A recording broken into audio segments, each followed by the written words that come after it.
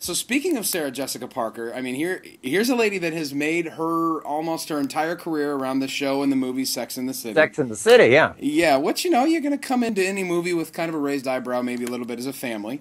And she's got this new movie out. I don't know how she does it, and I'd be curious how she did it. What did you find?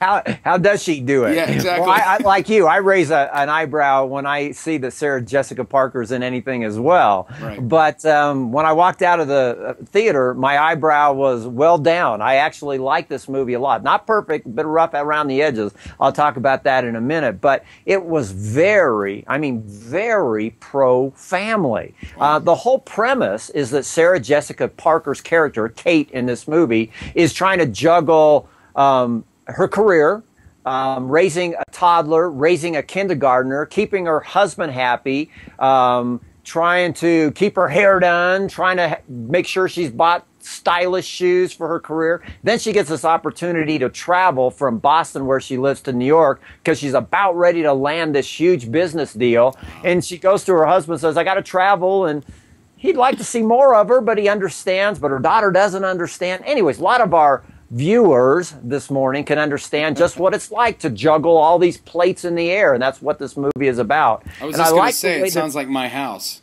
Yeah, I was going to say, many of us, can just say, that sounds like me. I'm trying to do that too. Oh, yeah. And watching it on the screen, I think all of us see a little bit of ourselves in Kate. So the film lands well. What doesn't land so well, and I have to sound a little bit of a warning here, is that there's a smattering of language.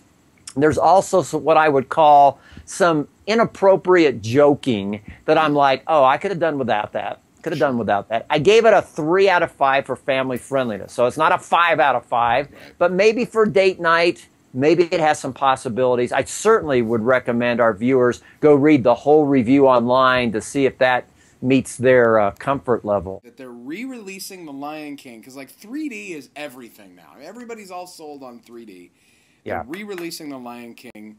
What are your thoughts on that? I mean, kind of bring us back, what, 10 years later now? Well, it came out in 1994, wow. So 7 years later. And they've sharpened up the color a little bit, and they've given us in 3D. And that's all they've added. But it was a pretty good film the first time.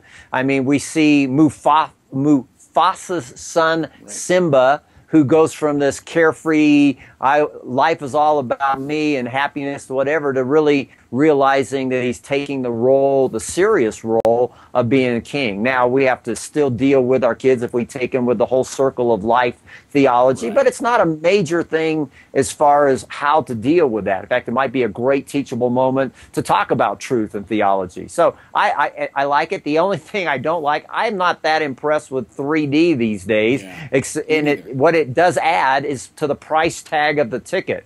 So what you might be able to go to for $8.50, you'll pay another $3 or so for that 3D glass. Pair of glasses. I'm not so sure it's worth it.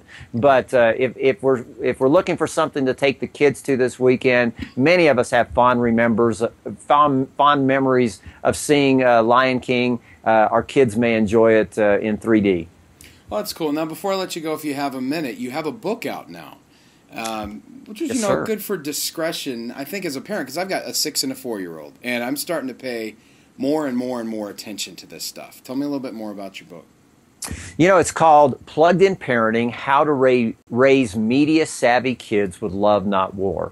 And it's basically built around the premise that the Bible has been silent on the specifics, but very clear on the principles of how to raise our kids. You're not going to find any scripture that says, thou shalt not go to a slasher film. Thou shalt not download gangster rap to your iPod, of course. We're not going to find that.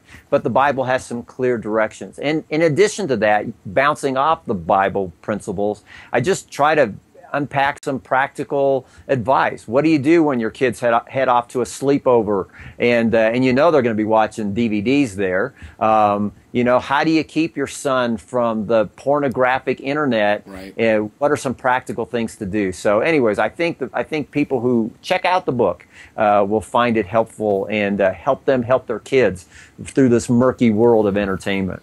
Well, I appreciate it, man. Just remind us where anybody can go for reviews on movies, and not just movies, too. I've been checking out the site. Videos, music, the whole 9 yards. Exactly. Television shows as well, all at pluggedin.com.